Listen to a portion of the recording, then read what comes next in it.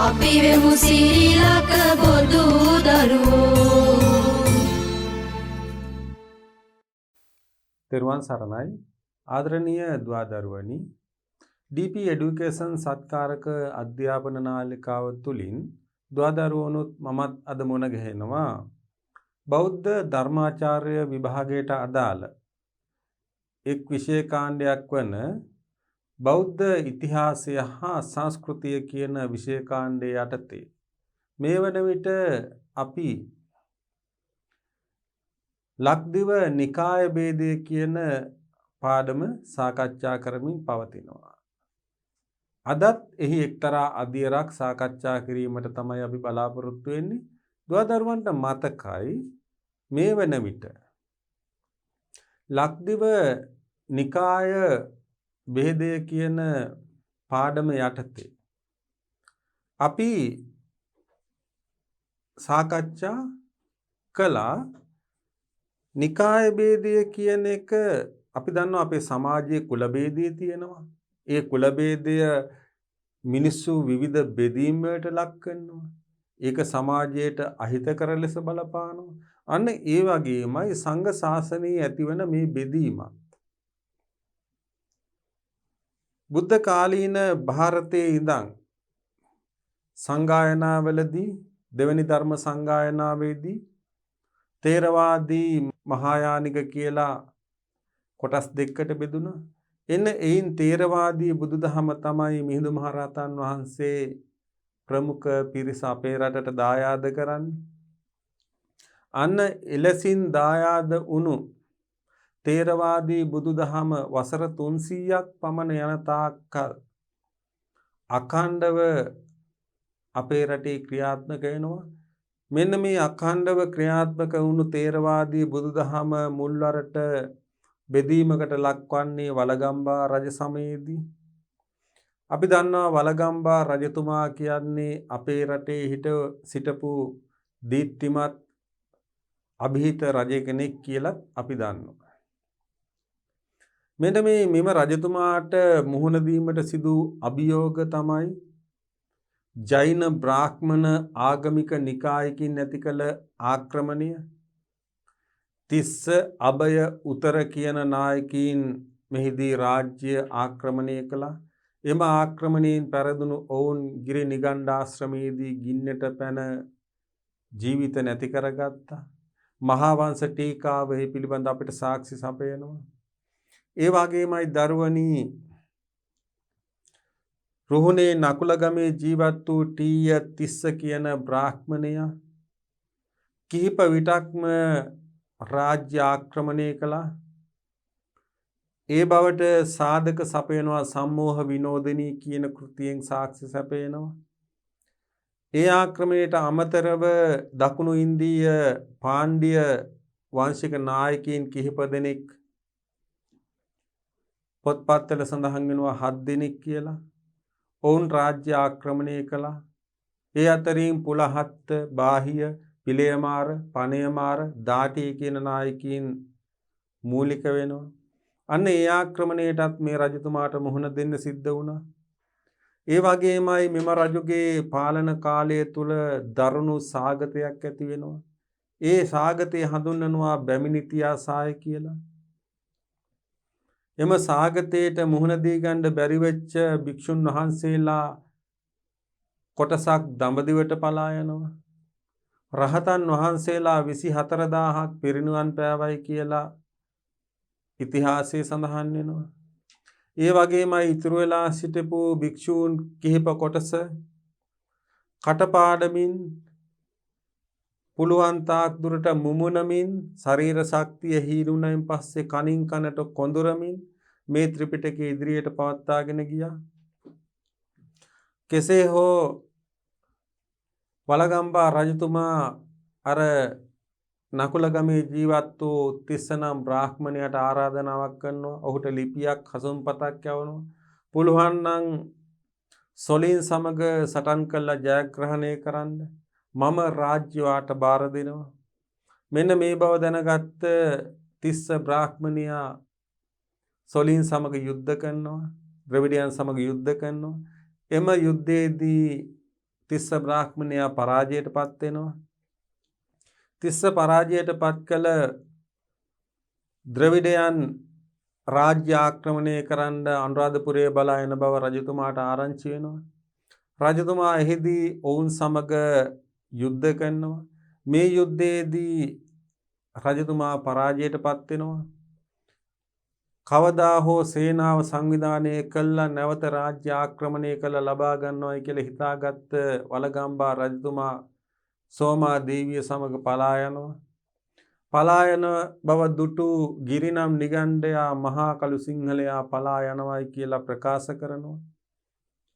එම ප්‍රකාශය සවන් වැකුණු වළගම්බා රජතුමා අදිෂ්ඨාන කරගන්නවා.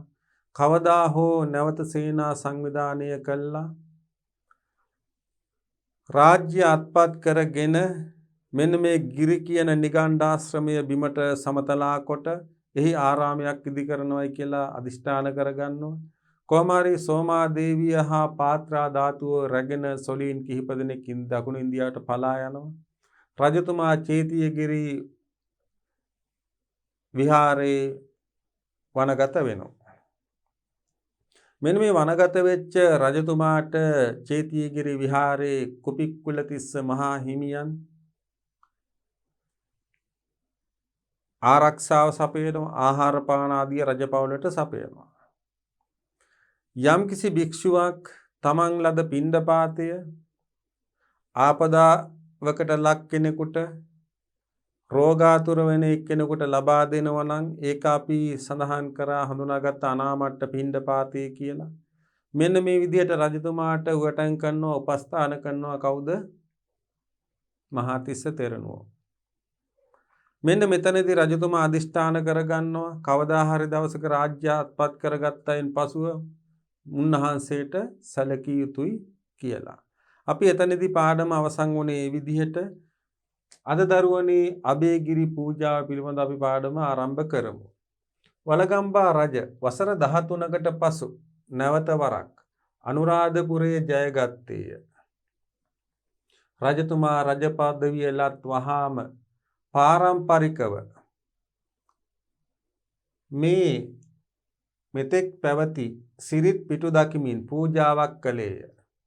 එතුමාගේ අසීරු කාල සීමාවේදී බොහෝ ලෙන්ගතුව උපකාර කළ කුපික්කුලතිස්ස තෙරණුවන්ට ගිරි නැමැති නිගණ්ඩයාගේ ආරාමය පැවති තැන අබේගිරි නමින් අභිනව ආරාමයක් ඉදිකොට පූජා කළේය. ඉතිහාස තොරතුරු පරීක්ෂා කරන කල ගිරිගේ ආරාමය බෞද්ධයන්ට විරුද්ධව අබෞද්ධයන් විසින් කුමන්ත්‍රණ සිදු කළ මධ්‍යස්ථානයකි. එහි ඉදි කළ නව ආරාමය පෞද්ගලිකව පූජා කළේ තමාගේ දුර්භාග්‍ය සම්පන්න අවස්ථාවේ තමාට කළ උපකාරවලට කෘතගුණ සලකනු වස්ය. බලන්න වළගම්බා රජ වසර 13කට පසු නැවත වරක් අනුරාධපුරයේ ජයගත්තේය. එතකොට වළගම්බා රජතුමා සොලීන්ට බයි පලා ගිහිල්ලා සැඟවී ඉන්නවා අවුරුදු 13ක්. රජතුමා නැවත සේනා සංවිධානය කළා. එනකොට දාටිය කියන පාලකයා තමයි මේ සොලීන් අතරත් දැන් අපි සොලීන් 7 දෙනෙක් අනුරාධපුරය ආක්‍රමණය කළා. රජු සතු වෙලා තිබ්බ රාජ්‍ය බලය ලබා ගත්තට එම රාජ්‍ය බලය පවත්වාගෙන යෑමේදී මෙන්න මේ කියන පුලහත්ත බාහිය පිලේමාර පණේමාර දාටිය කියන නායකින් අතරත් සොලී නායකින් අතරත් ගැටුම් ඇති වෙලා අවසානයේදී රජතුමා සේනා සංවිධානය කළා. දාටිය පරාජය කළා තමයි අනුරාධපුරේ රාජ්‍ය බලය ලබා ගන්නේ. රජතුමා රජ පදවිය ලත් වහාම පාරම්පරිකව මෙතෙක් පැවති සිරිත් පිටු දකිමින් පූජාවක් කළේය. එතුමාගේ අසීරු කාල සීමාවේදී බොහෝ ලෙන්ගතු උපකාර කළ කුපික්කුල මහාතිස්ස තෙරණුවන්ට ගිරි නැමැති නිගණ්ඩයාගේ ආරාමය පැවති තැන අබේගිරිය නමින් අභිනව ආරාමයක් ඉදිකොට පූජා කළේය. ඉතිහාස තොරතුරු පරීක්ෂා කරන කල ගිරිගේ ආරාමය බෞද්ධයන්ට විරුද්ධව අනබන්න ඉතිහාස තොරතුරු පරීක්ෂා කරන කල ගිරිගේ ආරාමය බෞද්ධයන්ට විරුද්ධව අබෞද්ධයන් විසින් කුමන්ත්‍රණය සිදු කළ ස්ථානයකි මධ්‍යස්ථානයකි. එහි ඉදිකළ නව ආරාමය පෞද්ගලිකව පූජා කළේ තමාගේ දුර්භාග්‍ය සම්පන්න අවස්ථාවේ තමාට කළ උපකාරවලට කෘතග්නු සලකුණු වස්ය. දැන් දුවදරුවන්ට පැහැදිලි කියලා මම හිතනවා. අර වලගම්බා රජතුමා පාණ්ඩියන්ට විරුද්ධව ඒ කියන්නේ ද්‍රවිඩ පුලහත්ත බාහිය පිළේමාර පනේමාර දාටිය කියන සොලීන්ට බයි පලායන අවස්ථාවේදී ගිරිනන් නිගණ්ඩයා ප්‍රකාශයක් කළානේ. මහා කළු සිංහලයා පලා යනවයි කියලා. අන්න ඒ අවස්ථාවේදී රජතුමා අදිෂ්ඨාන කරගන්නවා කවදා හෝ මතු දවසක නැවත සොලීන් පරදා ජයග්‍රහණය කළ විට කළොත් මොවුන්ගේ ආරාමය කඩා බිඳ දාලා එහි බෞද්ධ ආරාමයක් ඉදි කළා පූජා කරනවා. මේ පූජා කරනවා කියලා හිතාගත්තට ඒ පූජාව කරන්න අදහස් කරන්නේ කුපික්කුලතිස්ස මහා හිමි තෙරණුවන්ට. ඒ හේතුව තමයි රජතුමා සෝමාදේවිය රතෙන් බැස්ස පසු රජතුමා චේතියගිරි වනයේට යනවා. චේතියගිරි වනයේ විහාරස්ථානයේ හිටපු කුපික්කුල මහාතිස්ස හිමියන් රජතුමාට උවටන් කරනවා ආහාර පාන ආදීන් ආරක්ෂාවෙන් සංග්‍රහ කරනවා. රජතුමා එහිදී කල්පනා කරනවා මට මෙතරම් උදව් උපකාර කරන මේ මහාතිස්ස තෙරණුවන්ට අන්න අර මං අදිෂ්ඨාන කරගත් ආරාමයේ කවදා හරි දවසක ඉදි කළොත් එය පූජා කළ යුතු වෙනවා. අන්න ඊට පස්සේ තමයි රජතුමා අවුරුදු 13ක් එහි ආරක්ෂාව ලැබමින් සේනා සංවිධානය කරමින් සතුරන්ගේ දුර්වලතන් අධ්‍යයනය කරමින් අවුරුදු 13ක් සිටි රජතුමා නැවත අනුරාධපුරයට ඇවිල්ලා ඒ වන විට පාලකයාලා හිටපු දාටිය කියන සොලී නායකයා පරාජය කළා තමන්ගේ රාජ්‍යත්වය නැවත තහවුරු කරගන්න. අන්නේ රාජ්‍යත්වය තහවුරු කරගත්ත රජතුමා නිගණ්ඨ ආශ්‍රමය බිමට සමතලා කරලා එහි ඉදි කරනවා අභිනව ආරාමයක්.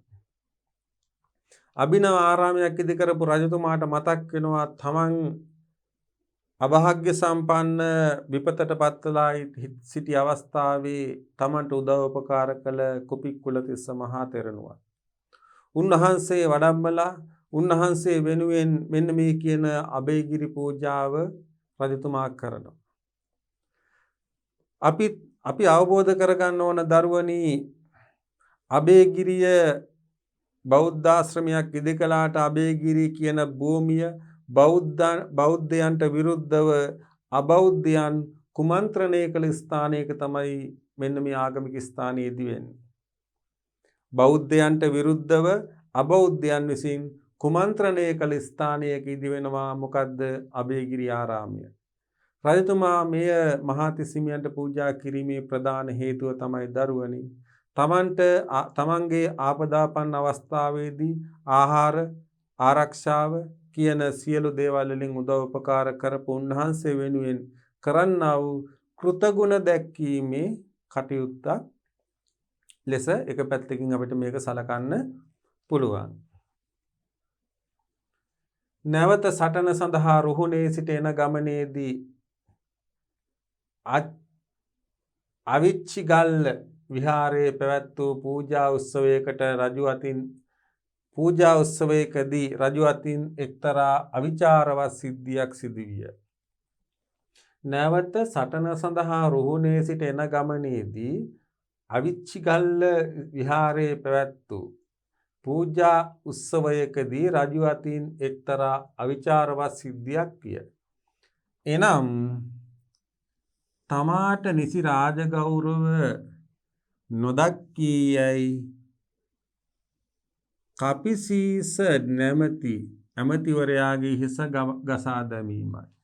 අන්න බලන්න නැවත රුහුණේ ඉඳන් රජතුමා අනුරාධපුරයට එනවා සටන සඳහා. එතනදී අවිච්චිගල්ල කියන ස්ථානයේදී අවිචාරවත් නොවිය යුතු දෙයක් සිද්ධ වෙනවා. ඒ දේ තමයි තමන්ට නිසි රාජ්‍ය ගෞරව දැක්වුවේ නැහැයි කියලා කපිසීස නැවති ඇමතිවරයාගේ හිස ගසා දැමීම. මේ සිද්ධිය නිසා අනෙක් සේනාධිපතිවරු රජු අතහැර ගියහ. එසේ ගිය සේනාපතිවරුන් මහාතිස්ස හිමියෝ සේනාපතිවරුන්ට මහාතිස්ස හිමියෝ කරුණු අවබෝධ කොටදී ආපසු කැඳවාගෙන මීට කලගුණ සලකනුවස් රජ වූ වහාම ඒ හිමියන් අනුරාධපුරයට වැඩම කරවා අගනුවරම නතර කර ගත්තේය. වලගම්බා රජු කළ මේ පෞද්ගලික පූජාවට මහා විහාරයේ භික්ෂූ සපුරා විරුද්ධ වූහ. දැන් අර රුහුණේ සිට අනුරාධපුරයේ රාජ්‍ය ලබා ගැනීමට එනවා වලගම්බා රජතුමා ඇතුළු සේනාව. එහිදී එක්තරා විහාරස්ථානයකදී තමාට නිසි රාජ්‍ය ගෞරවය දැක්වුවේ නැහැයි කියලා කපිසීස නම් ඇමතිවරයාගේ හිස ගසා දමනවා. මෙන්න මෙතනදී අනෙත් අමාත්‍යවරු රජතුමා සමග උරණ වී රජු අතහැර යනවා. රජු අතහැර ගිය එම සේනාවට මහාතිස්ස තෙරණුවන් හා හම්බුගල්ලක මහාතිස්ස තෙරණුවන් උපදෙස් දීලා අවවාද කළා නැවත රජු හා සමගි කරනවා. කෙසේ හෝ රාජ්‍යත්වය ලබාගත් වලගම්බා රජතුමා උන්වහන්සේ අනුරාධපුරයට වැඩම කරවලා උන්වහන්සේ වෙනුවෙන් අබේගිරිය පූජා කරනවා. බෞද්ධ ඉතිහාසයේ ප්‍රථම පෞද්ගලික ආරාම පූජාව තමයි දරුවනි අබේගිරිය කියන්නේ. එතකොට මෙන්න මේ අබේගිරි පූජාව සිද්ධ වුණයින් පස්සේ මේ වන විට සියලු භික්ෂූන්ගේ මූලස්ථාන වෙලා තිබුණේ මහා විහාරය. මහා විහාරික භික්ෂූන් මෙන්න මේ අබේගිරි පෞද්ගලික ආරාම පූජාවට විරුද්ධත්වය ප්‍රකාශ කරනවා. අපි ඉදිරියට කතා කරගෙන යන් ඉන්පසුව මොනවද සිද්ධ වෙන්නේ? මේ වෙන විට රජතුමා හැර ගිය ඇමතිවරුන් නැවත රජතුමා වටා සම්බන්ධ කළා. අන්න එවැනි සේවයක් කරපු මහාතිස්ස හිමියන් අනුරාධපුරයට වැඩම කළා. උන්වහන්සේ වෙනුවෙන් අර කියන අබේගිරිය පූජා කරනවා. අබේගිරිය පූජා කිරීම නිසා මහා විහාරික භික්ෂූන් ඊට විරුද්ධත්වය ප්‍රකාශ කරනවා. පෞද්ගලික තරහකට නෙමෙයි දරුවනි විරුද්ධත්වය ප්‍රකාශ කළා තියෙන්නේ. බුද්ධ ශාසනයේ කිසි දෙයක් පෞද්ගලික ආරාම පූජාවක් කරන්න එහෙම විනය නීතියක් නැති නිසා මේ පෞද්ගලික ආරාම පූජාව සංඝ ශාසනයට නොගැලපෙන නිසා අනේ නොගැලපීම නිසා ඒකට විරුද්ධත්වය ප්‍රකාශ කරනවා මහා විහාරික භික්ෂූන්. පිටිසර බද ගමක විසූ මහාතිස්ස හිමියන් අගනුවරට වැඩම කළේ එතුමාගේ ආරාධනයෙනි. මහා විහාරයේ භික්ෂූ මහාතිස්ස හිමියන් පමණට වඩා ගිහි ගෙවල අය සමග ඇසුරු කරති.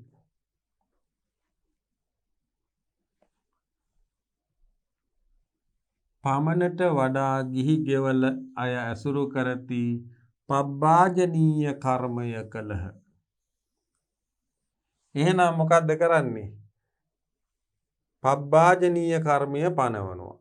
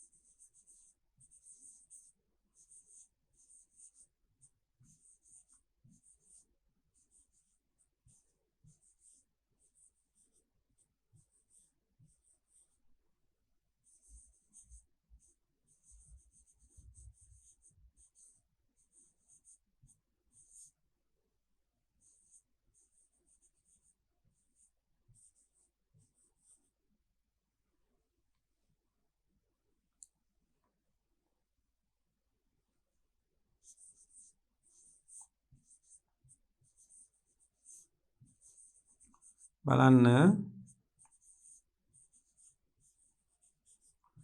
මොකද්ද මේ පබ්බාජනීය කර්මය කියන්නේ? කුල දූෂණය කරමින් පාප සමාචාර ඇතිව අසංවරව අනාචාර සම්පන්නව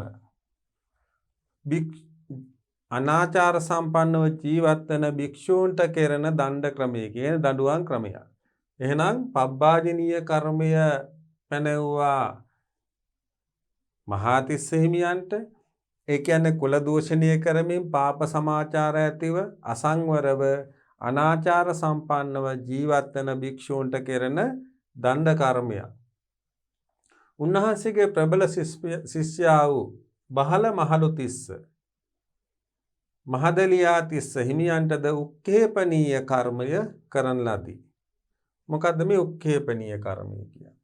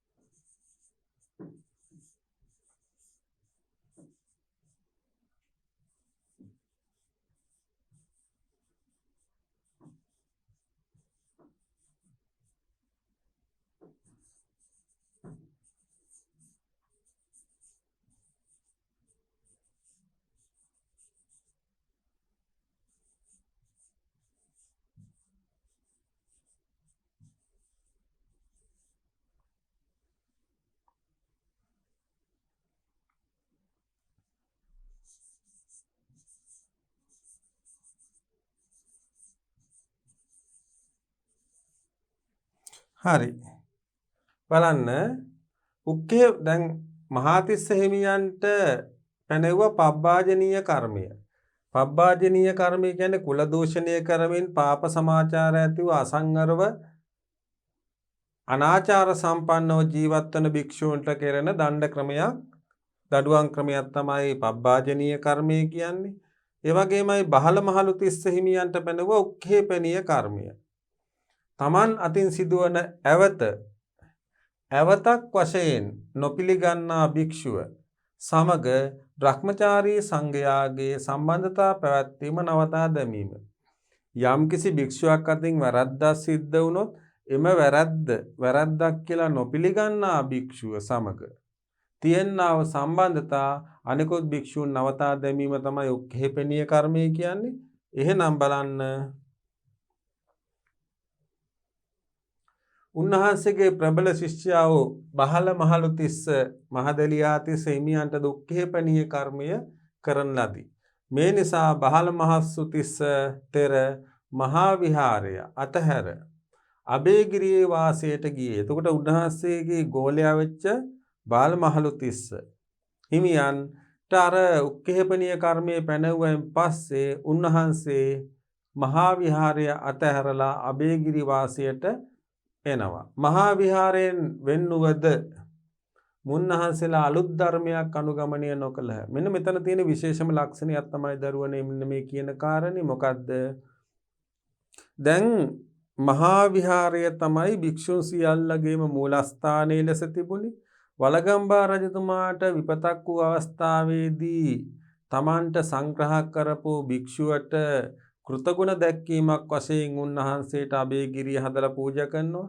අන්න අබේගිරිය හදලා පූජා කිරීමත් සමග මෙන්න මේ පෞද්ගලික ආරාම පූජාව විනය නීති වලට ගැලපෙන්නේ නැහැයි කියලා මහා විහාරක භික්ෂූන් ප්‍රකාශ කරමින් මහාතිස්ස හිමියන්ට පබ්බාජනීය කර්මය පනවනවා. ඒ වගේම උන්වහන්සේගේ ගෝල හිමි නමට උක්ඛේපනීය කර්මය පනවනවා. මෙන්න මේ කර්මය පැනවීමත් සමග උන්වහන්සේගේ ශිෂ්‍යයා මහා විහාරය අතහැරලා අබේගිරි වාසයට පැමිණෙනවා. මහා විහාරයෙන් වෙන්නුව මෙන්න මෙතනදී මම අර විශේෂ කාරණා කිව්වා මහා විහාරයෙන් වෙන් වුණත් මුන්වහන්සේලා අනුගමනය කරේ තේරවාදී බුදුදහමම තමයි. බුදුදහමේ අදහන ආගමේ වෙනසක් වුණේ පසු කාලීනව පොඩි වෙනස්කම් සිද්ධ වෙන්නේ ඇති. නමුත් මේ වන විට උන්වහන්සේලාගේ ධර්මයේ වෙනසක් තිබුණේ මහා විහාරයත් තේරවාදී බුදුදහම මුල් වෙච්ච ආයතනයක්. අබේගිරියත් තේරවාදී බුදුදහම මුල් වෙච්ච ආයතනයක් වශයෙන් තමයි මුල් කාලේ මේ දෙක පැවතුනේ. එහෙමනම් අර පෞද්ගලික ආරාම පූජාව පිළිගත්තා වූ මහාතිස්ස හිමියන්ට පබ්බාජනීය කර්මය පනවනවා. පබ්බාජනීය කර්මය කියලා සරලව ගත්තොත් දරුවනි කුල දූෂණය කරමින් පාප සමාචාර ඇතිව අසංවරව අනාචාර සම්පන්නව ජීවත් වන භික්ෂූන්ට දෙන්නා වූ දඬුවම් කර්මයක් තමයි. ඒ වගේමයි උක්ඛේපනීය කර්මය කියන්නේ තමන් අතින් සිදුවන ඇවතක් වශයෙන් නොපිළිගන්නා භික්ෂුව සමග බ්‍රහ්මචාරී සංඝයාගේ සම්බන්ධතා පැවැත්වීම නවතා දැමීම තමයි උක්ඛේපනීය කර්මය මගින් කරන්නේ.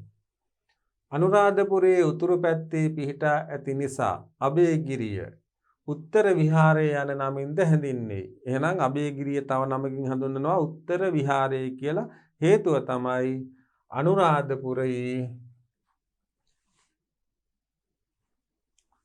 අනුරාධපුරයේ උතුරු පැත්තේ පිහිටා ඇති නිසා අබේගිරිය උත්තර විහාරය යන නමින්ද හැඳින්වේ. බලන්න මහා විහාරය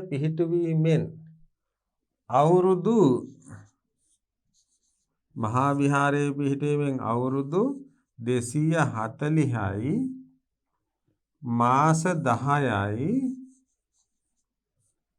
දවස් 10යි. මාස 10යි දවස් 10යි.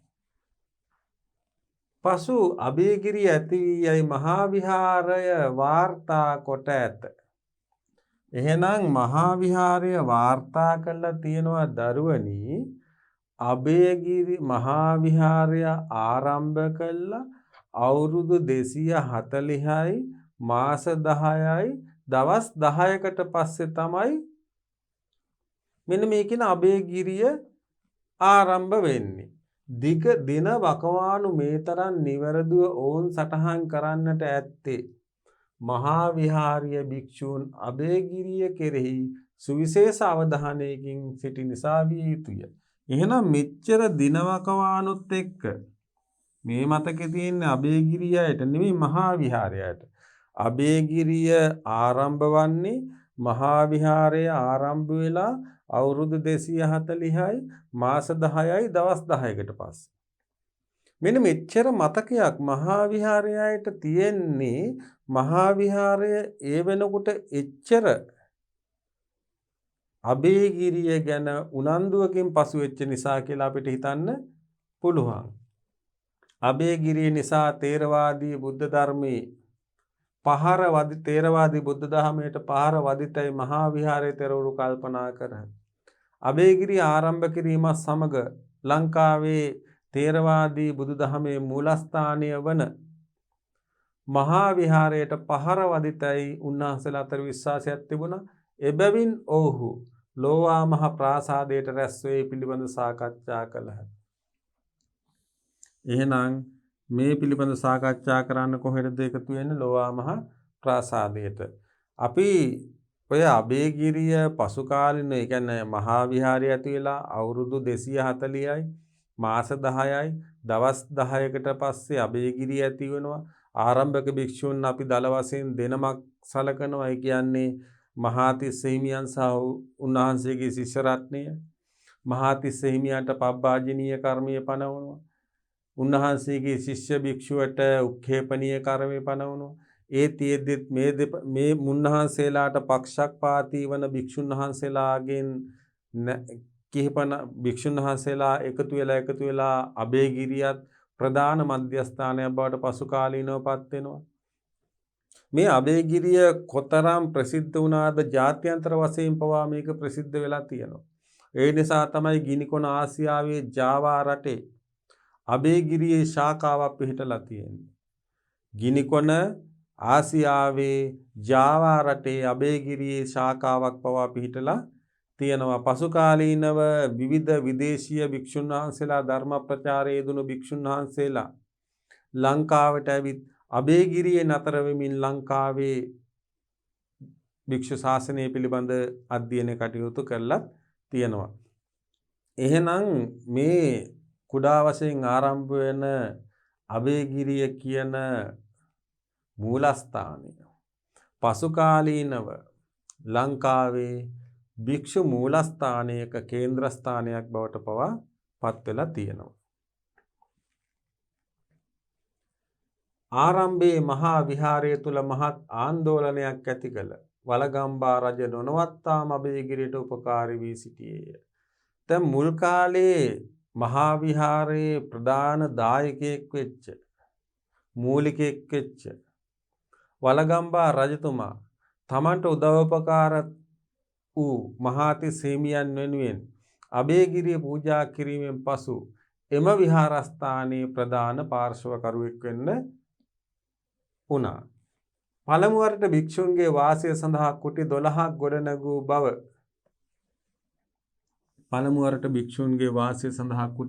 ගොඩනැගූ බව සඳහන්ය. මහාවංශ ටීකාව 32ක් බව කියයි. ඒ ආරාමය තුල විහාරද භික්ෂුන් සඳහා තව තවත් කුටිද ගොඩනගා ඇත. ඒ භික්ෂූන්ට සිව්පසය ලබා ගැනීමට සුදුසු වන පරිදි වැටුප් ලැබෙන ක්‍රමයක්ද සකස් කොට තිබේ. එහෙනම් බලන්න චීවර පිණ්ඩපාත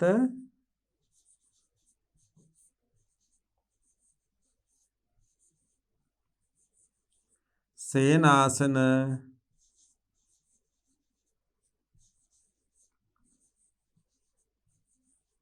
ගිලම්පස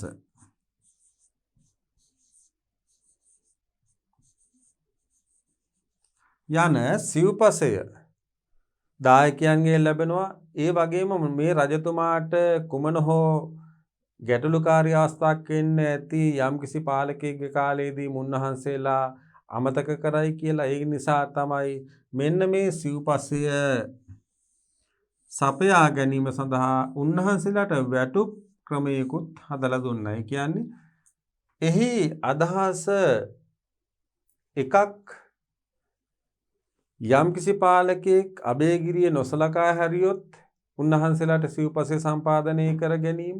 ඒ වගේම තවත් පැත්තකින් වැටුප් ගෙවීම තුළින් අබේගිරිය භික්ෂූන්ගෙන් වැඩි ස්ථානයක් බවට පත් කිරීම, එහෙම අරමුණු කිහිපයක් තියෙන්න ඇති. වේතන ප්‍රදානය කිරීමෙන් විහාරයේ අභිවෘද්ධිය සලසා දූරදර්ශීව ක්‍රියා කළ බව පෙනේ. මහා විහාරයේ භික්ෂූන්ගේ පෙළඹවීම නිසා අනාගතයේ රජවරුන්ගේ ආධාර අබේගිරියට නොලැබුණහොත් රජු නියම කළ වැටුප් වලින් විහාරය පවත්වාගෙන යාමට එමගින් ඉඩකඩ සලසන ලදී. බලන්න, අනාගතයේ රජවරුන්ගේ ආධාර අබේගිරියට නොලැබුණහොත් රජු නියම කළ වැටුප් වලින් විහාරය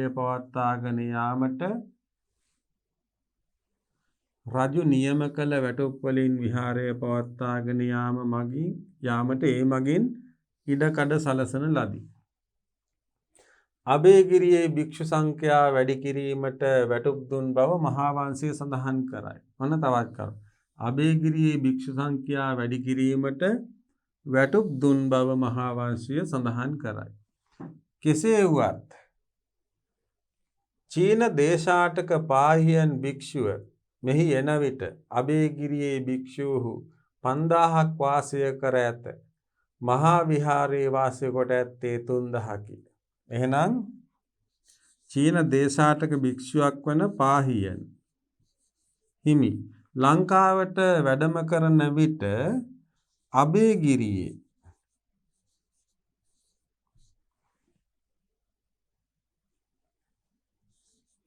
අබේගිරියේ භික්ෂූන්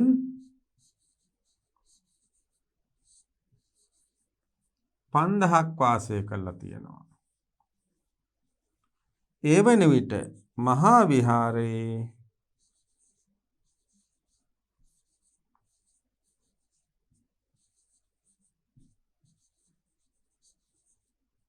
භික්ෂූන් 3000ක් වැඩ ඉඳලා තියෙනවා. එතකොට මෙතනින් පැහැදිලි වෙනවා අබේගිරිය අනුක්‍රමයෙන් ක්‍රමක්‍රමයෙන් භික්ෂු ගහන, ඒ කියන්නේ භික්ෂුණීන් වැඩි මූලස්ථානයක් බවට පත් වෙලා තියෙනවා. එහෙනම් පාහියන් හිමි ලංකාවට වැඩම කරන විට අබේගිරියේ වැඩ ඉඳලා තියෙනවා භික්ෂූන් 5000ක්. ඒ විදිහට මහා විහාරයේ වැඩ ඉඳලා තියෙන භික්ෂූන් 3000යි. එහෙනම් අබේගිරිය කොච්චර ප්‍රබල ස්ථානයක් බවට පත් වෙලා තියෙනවද කියලා මේ අනුව හිතා ගන්න පුළුවන්. පර්යාප්ති ප්‍රතිපත්ති විවාදය. මොකද්ද මේ පර්යාප්ති ප්‍රතිපත්ති විවාදය කියන්නේ? නියං සාගත සමයේ දඹදිවට වැඩම කළ භික්ෂූහු පෙරලා ලක්දිවට වැඩම කළහ. අපි කියවනේ වලගම්බා රජතුමාගේ කාලේ බැමිණිතියාසාය කියලා නියං සාගත තත්ත්වය ලංකාවට උදා වෙනවා. සමහර භික්ෂූන් ආරක්ෂාව පතා, ධර්මයේ ආරක්ෂාව පතා, ජීවිතය ආරක්ෂාව පතා ඉන්දියාවට වැඩම කරා. සමහර රහතන් වහන්සේලා 24000ක් පිරිනුවන් පෑවයි කියලා ඉතිහාස සඳහන් කරනවා. සමහර භික්ෂූන් निराहारව වැහැරමින් ත්‍රිපිටකය කටින් කටට මුමුණමින් සියලු දුක් විඳගෙන මෙරටම හිටියයි කියලා අපි දන්නවා. අන්න ඒ විදිහට ඉන්දියාවට ගිය භික්ෂුන් වහන්සේලා නැවත වැඩම කරන ලංකාවට ඔවුන්ගේ පැමිණීමෙන් පසු පර්යාප්ති හා ප්‍රතිපත්ති පිළිබඳ විවාදයක් උද්ගත විය. මේ පිළිබඳ පැහැදිලි විස්තර පාලි අට කතාවල සඳහන් වෙයි. පර්යාප්ති හා ප්‍රතිපත්ති යන දෙක අතුරින් වඩා ශ්‍රේෂ්ඨ කුමක්දයි භික්ෂුන් අතර සාකච්ඡාවට භාජනය වූයේය. මීට පෙර පැවති අදහස් වලට වඩා වෙනත් අදහසක් මෙහිදී පෙරට ආබව දක්නට ලැබේ. පර්යාප්ති පිළිබඳ අදහස් ඉදිරිපත් කළ අය ජයග්‍රහණය කළහ. ප්‍රතිපත්ති පිළිබඳ අදහස් ඉදිරිපත් කළ පාංශුකූලිකයෝ පරාජය වූහ. බලමු මොනවාද? නියං සාගත සමයේ දඹදිවට වැඩම කළ භික්ෂුව මෙරට පෙරලා ලක්දිවට වැඩම කළහ. ඔවුන්ගේ පැමිණීමෙන් පසු පර්යාප්ති හා ප්‍රතිපත්ති පිළිබඳ විවාදයක් උද්ගත විය. ඒ පිළිබඳ පැහැදිලි විස්තර පාලි අට කතාවල සඳහන් වේ. පර්යාප්ති හා ප්‍රතිපත්ති යන දෙක අතුරින් වඩා ශ්‍රේෂ්ඨ කුමක්දයි භික්ෂූන් අතර සාකච්ඡාවට භාජනීය වූයේය. මීට පෙර පැවති අදහස් වලට වඩා වෙනත් අදහසක් මෙහිදී පෙරට ආබව දක්නට ලැබේ. පර්යාප්ති පිළිබඳ අදහස් ඉදිරිපත් කළ අය ජයග්‍රහණය කළහ. පර්යාප්ති පිළිබඳ අදහස් ඉදිරිපත් කළ අය ජයග්‍රහණය කළහ. ප්‍රතිපත්ති පිළිබඳ අදහස් ඉදිරිපත් කළ පාංශුකූලිකයෝ පරාජය වූහ. එහෙනම් පර්යාප්ති ප්‍රතිපත්ති කියලා විවාදයක් ඇති වෙනවා. මෙතනදී පර්යාප්ති පිළිබඳ අදහස් ඉදිරිපත් කරපු කට්ටිය ජයග්‍රහණය කරනවා. ප්‍රතිපත්ති පිළිබඳ අදහස් ඉදිරිපත් කළ පාංශුකූලිකයෝ කියන කණ්ඩායම පරාජයට පත් වෙනවා. තේරවාද බෞද්ධ සම්ප්‍රදාය පළමු වරට විනයට වඩා ධර්මයට තැන දුන් අවස්ථාව ලෙස මෙය සැලකිය යුතු වේ. අන්න බලන්න. තේරවාදී බෞද්ධ සම්ප්‍රදාය පළමු වරට විනයට වඩා ධර්මයට තැන දුන් අවස්ථාව ලෙස මේ සැලකිය යුතු වේ. එහෙනම් පර්යාප්ත ප්‍රතිපත්ති කියන්නේ මොනවද කියලා දැන් පැහැදිලි. තේරවාදී බෞද්ධ සම්ප්‍රදාය පළමු වරට විනයට වඩා ධර්මයට මුල් තැන දුන් පළමු අවස්ථාව ලෙස මෙය හඳුනා ගන්න පුළුවන්. මිහිඳු මාහිමියන් පවා වදාළේ ධර්මය ලක්දිව මුල් බැස ගන්නට නම් පළමුව විනය ඉගෙන එය ඉගන්විය යුතු බවයි. උන්වහන්සේ වැඩම කළේ දූතහංගධාරීන් බහුලව වාසය කළ ප්‍රදේශයකිනි. ඊට සඳහන් විවාදයේදී ප්‍රතිපත්ති අංශය පැරදී පර්යාප්ති අංශය ජය ගැනීම නිසා සිදු ආකල්ප විපර්යාස ශාසන ඉතිහාසයේ ඉතා වැදගත් කරුණක් ලෙස හැඳින්විය හැකිය. එහෙනම් මෙන්න මේ විවාදයේදී ප්‍රතිපත්ති අංශය පැරදී පර්යාප්ති අංශය ජය ගැනීම නිසා සිදු ආකල්ප විපර්යාස ශාසන ඉතිහාසයේ ඉතා වැදගත් කරුණක් ලෙස හඳුනා ගන්න පුළුවන්. සංඝ සසුනේ ගමන් මඟ වෙනස් වීම. දැන් අපි දන්නවා අර ලංකාවේ සියලු භික්ෂුන්ගේ මූලස්ථානයේ ලෙස තිබුණ මහා විහාරය වලගම්බා රජුගේ රාජ්‍ය කාලයේදී තවත් ආයතනයක් වන අබේගිරිය බිහි කරලා මහාතිස්ස හිමියන්ට පූජා කිරීමත් සමග ලංකාව භික්ෂු මූලස්ථාන දෙකක් ඇති රටක් බවට පත් වෙනවා. මෙන්න මේ නිසා මුල් අරට ලංකාවේ තේරවාදී බුදුදහමේ මූලස්ථානය කොටස් දෙකකට කැඩෙනවා. සංඝ සසුනේ ගමන් මඟ වෙනස් වීම. මෙන්න මේ සංඝ සසුනේ ගමන් මඟ වෙනස් වෙන්න ප්‍රධාන වශයෙන් ආධාරක වෙන්නේ අන්නර මහා විහාරයට අමතරව අබේගිරිය කියන තවත් භික්ෂු මූලස්ථානයක් බිහිවීම තමයි. වලගම්බා රජු මහාතිස්ස තෙරුන්ට අබේගිරි විහාරය පෞද්ගලිකව පූජා කිරීම හා ඒ විහාරයේ ආරම්භය ශ්‍රී ලංකා ශාසන ඉතිහාසයේ වැදගත් අවස්ථාවක් නිරූපණය කරයි. පහත සඳහන් කරුණු මත එම වැදගත්කම විනිශ්චය කළ හැකිය. එහෙනම් අබේගිරි වලගම්බා රජතුමා මහාතිස්ස හිමියන්ට අබේගිරි ආරාමයේ පෞද්ගලිකව පූජා කිරීම ලංකා ශාසන ඉතිහාසයේ වැදගත් අවස්ථාවක්. මොනවාද එහි තියෙන එම වැදගත්කම? මොකක්ද ඒ වැදගත්කම? අබේගිරි විහාරයේ ලක්සංග පරපුරේ ප්‍රකට බෙහෙදයක් ඇති කළේ ය. ඒ කියන්නේ ලංකාවේ සංඝ පරම්පරාවේ ප්‍රධාන බේදයක් ඇති කිරීමට අබේගිරිය හේතු වෙනවා. අනුරාධපුර මහා විහාරයේ කේන්ද්‍රීය සංවිධානය වූ ලාංකික භික්ෂු පරපුර අබේගිරියේ ආරම්භය නිසා අබේගිරි විහාරය කේන්ද්‍රීය කොටගෙන තවත් නව භික්ෂු පරපුරක් සංවිධානය විය. එහෙනම් මුල්වරට තිබුණේ මහා විහාරය තමයි භික්ෂු මූලස්ථානය. මහා විහාරය වලගම්බා රජතුමාගෙන් පසු අබේගිරියත් භික්ෂු මූලස්ථානයක් බවට පත් වෙනවා.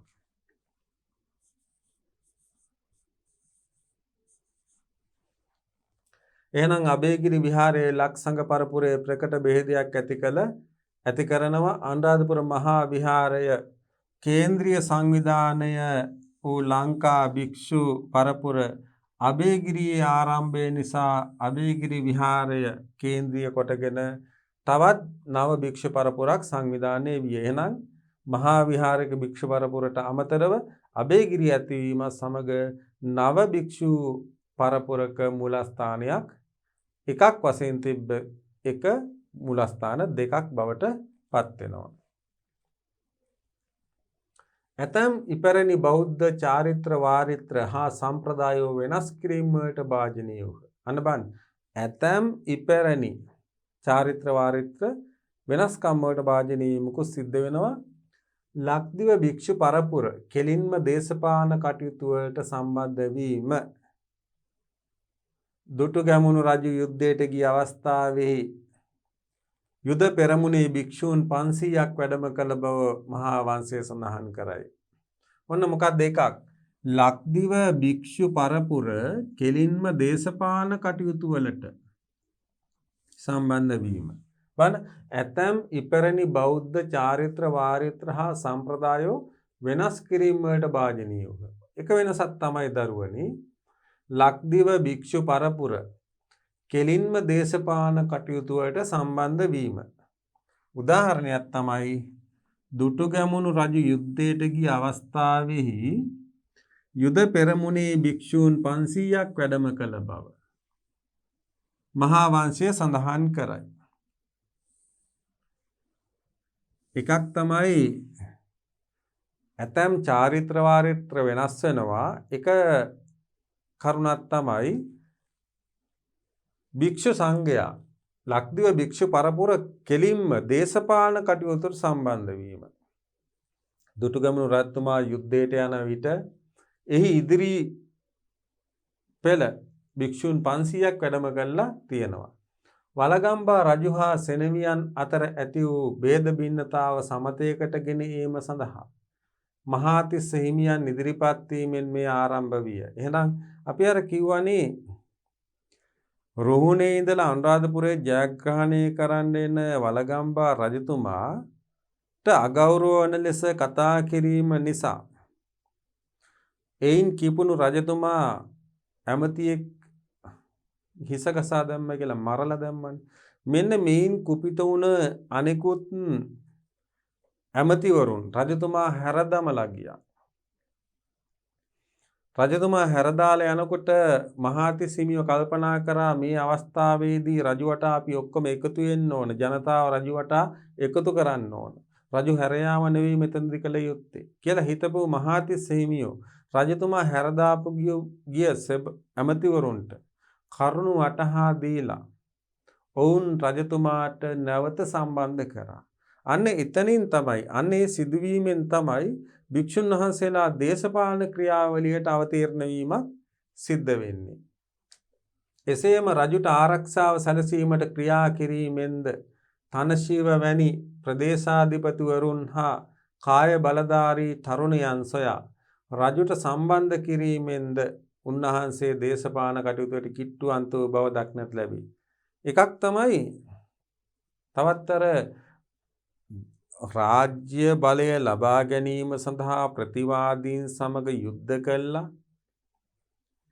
එම යුද්ධයෙන් පරාජයට පත් වෙලා ආරක්ෂාපතා ගිය රජතුමාට ආරක්ෂාව සලසා දෙමින් ඒ වගේම තමන්ගේ ප්‍රදේශයේ ඉන්න ප්‍රාදේශීය නායකයන් රජුට සම්බන්ධ කරමින් ශරීර ශක්තියෙන් යුක්ත හැඩිදැඩි පුජ්‍යලයන් රජුවට ඒකරාශී කරමින් මහාතිස්ස හිමියන් විසින් කරන ලද මෙන්න මේ සේවය දේශපාලන සේවයක් වශයෙන් තමයි දක්නට ලැබෙන්නේ. මේ ක්‍රමය වර්ධනය වූයේ අබේගිරි විහාරයේ මූලික ලක්ෂණයක් වශයෙන් සමාජික ප්‍රශ්න කෙරෙහි විශේෂ අවධානයක් හා අවදිකමක් ඇතිවීමෙනි. එහෙනම් මේ ක්‍රමය වර්ධනය වූයේ අබේගිරි විහාරයේ මූලික ලක්ෂණයක් වශයෙන් සමාජීය ප්‍රශ්න කෙරෙහි විශේෂ අවධානයක් හා අවදිකමක් ඇතිවීමෙනි. එහෙනම් මෙන්න මෙතනදී අර මහාතිස්ස හිමියන් අබේගිරි පූජා කිරීම සඳහා හේතුකාරක වුණේ රජතුමාට පෞද්ගලික කරපු උදව් උපකාර නිසා. ඒක නිසා එකක් තමයි අබේගිරි බිහිවීමෙන් වෙන්නේ ලංකා සංඝ පරපුර කොටස් දෙකකට බෙදෙනවා. ඒ වගේම භික්ෂුන් වහන්සේලා සෘජුව හා වක්‍රාකාරව දේශපාලන ක්‍රියාවලිය තුළට සම්බන්ධ වෙනවා. එකක් තමයි දුටුගැමුණු රජතුමා යුද්ධයට යන විට ඒ පෙරටුව ගමන් කරපු භික්ෂුන් 500ක් මුලින් ගමන් කරලා තියෙනවා. ඒ වගේම භික්ෂුන් වහන්සේලා රාජ්‍ය නිලධාරීන් රජුට පක්ෂපාතීත්වය හදන්න උත්සාහ කළා තියෙනවා. ඒකට අවස්ථාවක් තමයි තමාට අවශ්‍ය නොවන ලෙස කතා කළ ඇමතිවරයෙක් වලගම්බාරතුමා ඝාතනය කරනවා. එයින් කිපුණු අනෙකුත් ඇමතිවරු රජු හැරදාලා යනවා. ඒ අවස්ථාවේදී මහාතිස්ස හිමියන් මූලික වෙලා එම ඇමතිවරුන් නැවත රජුවට ඒක රාශී කරනවා. ඒ වගේමයි රාජ්‍ය බලය ලබා ගැනීමට නොහැකිව පලා යන රජුට ආරක්ෂාව සැපයීම, තම ප්‍රදේශයේ ඉන්න ප්‍රාදේශීය නායකයන් රජුට සම්බන්ධ කිරීම, තම ප්‍රදේශයේ ඉන්න ශක්තිවන්ත තරුණයන් රජුට සම්බන්ධ කළා රජුගේ දේශපාලන ගමන සාර්ථක කිරීමට උදව් කිරීමත් සෘජුව හෝ වක්‍රව කරන දේශපාලන සේවාවන් ලෙස අපිට සලකන්න පුළුවන්. අබේගිරියේ ආරම්භය නිසා ගිහි පැවිදි සබඳතා නව ආකාරයකට ගොඩ නැගුණේය. මහා විහාරය කුල සංගට්ඨ වීම යනුවෙන් හඳුන්වා දුන් තත්වය අබේගිරි විහාර පාර්ශවයේ සම්ප්‍රදායේ අනුමැතිය ලත් බව දක්නට ලැබේ. මේ නිසා ඒ භික්ෂු පිරිසට ලාභ සත්කාර බහුල විය. එහෙනම් අබේගිරියේ ආරම්භය නිසා ගිහි පැවිදි සබඳතා නව ආකාරයකට ගොඩ නැගුණේය. අපි දන්නවා බුදුදහමේ සඳහන් වෙනවා ගිහි පැවිදි සම්බන්ධතා සදිසා නමස්කාරය මාතා පිතා දිසා පුබ්බා ආචාර්යෝ දක්විනා දිසා පුත්තදාරස දිසා පච්චා මිත්තා මච්චේව උත්තරා දාස කම්ම කරා හෙට්ටා උද්දන් සමන බ්‍රාහ්මනා කියලා සදිසා නමස්කාරයේදී ඒ පාර්ශවයන් විසින් අන්‍යෝන්‍ය වශයෙන් ඔවුන්ට කළ යුතු සේවාවන් එතකොට ගිහි පිරිස පැවිද්දන්ටත් පැවිදි පිරිසෙන් ගිහියන්ටත් ඉෂ්ට වෙන්න ඕන යුතුයකම් නව ආකාරයකට ගොඩනගෙනවා. අබේගිරිය ආරම්භය සමග මහා විහාරය කුල සංගට්ඨ වීම යනුවෙන් හඳුන්වා දුන් තත්වය අබේගිරි විහාර පාර්ශ්ව සම්ප්‍රදායේ අනුමැතිය ලත් බව දක්නට ලැබේ. මේ නිසා ඒ භික්ෂු පිරිසට ලාභ සත්කාර බහුල විය. ඒ වගේමයි අබේගිරි විහාර පූජාවට පෙර පැරණි ලෙන් ගුහා ආදිය පූජා කිරීම පිළිබඳව සලකන කල ඒවා පෞද්ගලික අයිතියට මුල් තැනදී සිදු කරන ලද පූජාසේ හැඳින්විය නොහැකිය. සිව්දිගින් වඩනා මහා සංඝනට පිදීම සිරිත වූයේය. එහෙත් ප්‍රථම වරට පෞද්ගලික අයිතිය යටතේ ආරාමයක් පූජා කිරීම සිදු වූයේ වලගම්බා රජු අබේගිරිය පිදීමේ අවස්ථාවේදීය. මහා විහාරය මීට විරුද්ධ වීමේ හේතුව එය විය හැකිය. එහෙනම් අපිට ප්‍රශ්නයක් වෙන්න පුළුවන් මිහිඳු මහ රහතන් වහන්සේ ලංකාවට වැඩවීමත් සමග මිස්සක පව්වේ තිබුණු විශාල ගල් ගුහා ප්‍රමාණයක් ඒ ගම්වැසියන් ප්‍රදේශාධිපතිවරුන් පිළිසකර කළා භික්ෂුන් වහන්සේලාට පූජා කරා තමන්ගේ ආගමික කටයුතු කරගෙන යාම සඳහා බණ භාවනා කිරීම සඳහා. මෙතනදී විශාල ගල් ගුහා ප්‍රමාණයක් පිළිසකර කළා භික්ෂුන් වහන්සේට පූජා කළත් මේවා පෞද්ගලික වශයෙන් පූජා කළත් ඒ පූජාව සැලකුණේ සිව් දිගින් වඩනා මහා සංඝයා උදෙසා කරන පූජාවක් ලෙස. නමුත් තමන්ට තමන් විපතටපත් අවස්ථාවේදී තමන්ව රැකබලාගත් තමන්ට උදව් උපකාර කළ භික්ෂුවක් වෙනුවෙන් කෘතගුණ දැක්වීමක් වශයෙන් නැවත රාජ්‍ය ලබාගත් රජතුමා අබේගිරි විහාරයේදී කළා මහාතිස්ස හිමියන්ට පූජා කිරීම මහා විහාරික භික්ෂුන් දැක්කේ අර ගල්ගුහා පූජා කළ ආකාරයට නෙවෙයි මෙය තනිකරම පෞද්ගලික ආරාම පූජාවක් ලෙස අන්න ඒ තනිකර උන්වහන්සේට පමණක්ම සීමා කළ පූජා කළ නිසා තමයි මහා විහාරික භික්ෂුන්ගෙන් මේ වෙනුවෙන් විරෝධතාවක් එල්ල වුණේ. අබේගිරියේ ආරම්භය නිසා නව චින්තාවන්ට හා නිකායාන්තරික මතවලට දොරටුව විවෘත වීමක් ඇති වූයේය. ඒ කියන්නේ අබේගිරිය ආරම්භය සමග ආගමික චින්තනයන්ට ඒ වගේම නිකායාන්තරික ඒ කියන්නේ නිකායන් අතර මතවලට දොරටුව විවෘත වීමක් ඇති වූයේය. අබේගිරිය මුළුමනින්ම මහා විහාර සම්ප්‍රදාය ප්‍රතික්ෂේප කළ බවක් හෝ අමුතුම දහමක් ඉදිරිපත් කළ බවක් හෝ මෙයින් අදහස් නොකරේ. අනබන් දැන් මහා විහාරය තියෙන අවස්ථාවේ අබේගිරිය බිහි වෙනවනේ. අබේගිරිය බිහි වුණාට දරුවනි අබේගිරිය වැදගත් වෙනවා විවිධ චින්තනයන්ට, අලුතින් හිතන අදහස් වලට සහ නිකායාන්තරික කටයුතු වලට. කිසිම අවස්ථාවක අබේගිරිය මහා විහාරය ප්‍රතික්ෂේප කිරීමක් කළ බවක් මහා විහාරික භික්ෂූන් අදහන දහමට වඩා අමුතු දහමක් අබේගිරි විහාරකීන් අතරින් ලෝකෙට ගියේ නැහැ. අබේගිරි වාසී වූද මහා විහාරීය සම්ප්‍රදායේ මෙන් මූලික ත්‍රිපිටක ධර්මයේද පිළිගත්.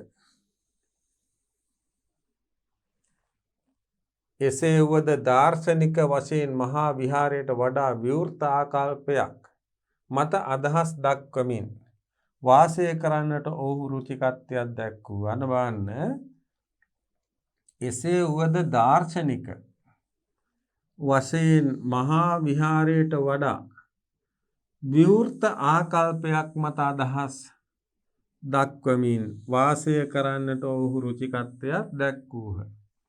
ඔහු විදේශ වලින් මෙහි පැමිණි නිකායාන්තරික මතවාදවලට සිය මධ්‍යස්ථානයේ ඉඩකඩ සලසා දුන්න.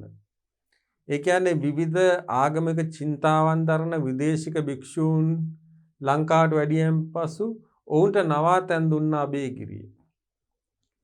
එතකොට මෙතනදී අන්න ඒකයි මම කිව්වේ ගිනිකොන ආසියාවේ ජාවා රටේ මෙන්න මේ අබේගිරි ශාඛාවක් තියෙනවා. එහෙනම් ලෝකයේ විවිධ භික්ෂූන් නිකායාන්තරික මතවාද වලට විවෘත තෝතැන්නක් බවට පත් වුණා අබේගිරි කියන එක. නමුදු ඔවුන් මහා විහාරිකයන්ගේ ආගමික දෘෂ්ටියට එහා වෙනසකට ගියේ නැහැ. ඔවුන් ඇදහුවේ ත්‍රිපිටකයම තමයි. ඒ නිසා නිකායාන්තරික වශයෙන් මහා විහාරයට වඩා අබේගිරිය මූලික වෙන්න ගත්තා. ඒ නිසා තමයි පාහියන් කියන චීන දේශාටක භික්ෂුව ලංකාවට වැඩම කරන විට අබේගිරිය වාසය කරලා තියෙනවා භික්ෂූන් 5000ක්. මහා විහාරයේ වෙනකොට භික්ෂූන් වාසය කරලා තියෙන්නේ 3000ක් පමණ. මෙච්චර භික්ෂූන්ගෙන් පෝෂණය වීම සඳහා, වැඩි වීම සඳහා එහෙනම් මෙන්න මේ කියන අබේගිරි විහාරයේ නිකායාන්තරික පැත්ත මහා විහාරයට වඩා දියුණු තත්ත්වයක තිබිලා තියෙනවා. එහෙමනම් ආදරණීය දුවදරුවනි, මේ වෙන විට අපි සාකච්ඡා කරමින් පවතිනවා බෞද්ධ ධර්මාචාර විභාගයට අදාළ බෞද්ධ ඉතිහාසය හා සංස්කෘතිය කියන විෂය කාණ්ඩය. ඒ විෂය කාණ්ඩයේ පාඩම් කිහිපයක්ම තියෙනවා. ඒ අතරින් මේ වෙන විට අපි සාකච්ඡා කරමින් පවතින්නේ ලක්දිව නිකාය භේදය. දුවදරුවෝ දන්නවා ලක්දිව නිකාය භේදය ආරම්භ වෙන්නේ මිහිඳු මහරහතන් වහන්සේ මෙරටට වැඩම කළා වසර 300කට පසු. ඒ අදාළ රජු තමයි වලගම්බා රජතුමාගේ කාලයේදී. මේ වෙනකොට මහා විහාරයේ වශයෙන් තනි සංඝ මූලස්ථානයක් ලෙස තිබුණ ලංකා ශාසනයේ කොටස් දෙකක් යටතේ වශයෙන් වෙන් වෙනවා. ඒ තමයි අබේගිරි සහ මහා විහාරය කියලා. මේ අපි සාකච්ඡා කරපු කරුණු වලින් දුවදරුවන් විභාගයට සාර්ථකව මුහුණ දීමට නම් මෙන්න මේ පාඩමේ කටපාඩම් කළ යුතු තැන් කටපාඩම් කරමින්, සටහන් කරගත යුතු තැන් සටහන් කරගනිමින් බෞද්ධ ධර්මාචාර්ය විභාගයට සාර්ථකව මුහුණ දීලා ඉහළ ප්‍රතිඵල ලබා ගනිමින්, ඒ වගේමයි ලංකාවේ ඉතිහාසය පිළිබඳ තමන් සතු දැනුම පුළුල් කර ගනිමින් අනාගත ජීවිතයට සාර්ථකව මුහුණ දීමට දුවදරුවන්ට ශක්තිය, ධෛර්යය ලැබෙයි කියලා මම විශ්වාස කරනවා. එහෙමනම් ආදරණීය දුවදරුවනි, අද මේ පාඩම අපි මෙතකින් අවසන් කරනවා. නැවත පාඩමකින් හමු වෙනතුරු සියලු දෙනාට තෙරුවන් සරණයි. සප්පදානං ධම්මදානං ජිනාති. සියලු දානයන්ට වඩා ධර්ම දානය උතුම් වන්නේය යන උතුම් බුදු වදන පසක් කරමින් දහම් පාසල් අධ්‍යාපනය ලබන සුවහසක් දුවා දරුවන්ගේ දහම් ඇස විවර කරමින් සම්බුද්ධ ශාසනයේ චිරස්ථිතිය උදෙසා ධම්මික පෙරේරා ෆ්‍රැසිලා පෙරේරා පදනම මගින් සිදු කෙරෙන මහඟු සමාජ සත්කාරයයි අපි වෙමු ටීපී ශ්‍රී ලංකා දහම් පාසල් අධ්‍යාපනය.